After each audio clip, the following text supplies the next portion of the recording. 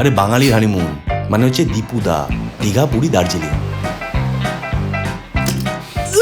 রওনা ওখানকার বাসি ইলিশ মাছটা খেয়ে রোমান্টিসিজম দেখো এদিক ওদিক এদিক ওদিক এদিক ওদিক দিয়ে বেরোচ্ছে। বাবা মা তোমাকে এক্সপেক্ট করবে। বলো যে আমার ভাইরাল ফিভার হয়েছে, আমার 102 জ্বর, ভূত, খুন খারাপি, চিটফান্ড, রেপ, এগুলো নয়। আমার ভয়টা ছিল অন্য জায়গায়, যে মা খেতে খেতে রওনার রান্নার কোনো নিন্দে করবে না তো। ভাতটা দেখতে গিয়ে আলুটা সেদ্ধ হয়নি। চিকেন ভাতটা তো খাবোই না, প্রচন্ড ফ্যাটনিং, মোটা হয়ে যাবে। এই সময়গুলো যদি একটু হালকা ঢপ দেওয়া যায় না ম্যানেজ করার জন্য, তাহলে কিন্তু খুব সংসারই হওয়া যায়। কি বলছিস, তুই মোটা হয়ে যাবি?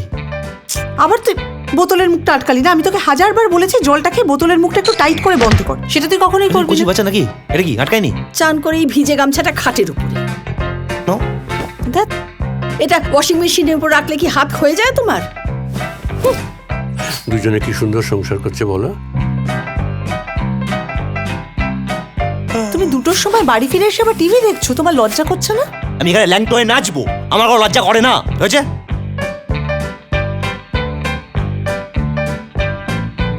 লাভ ম্যারেজ বেশ চাপের।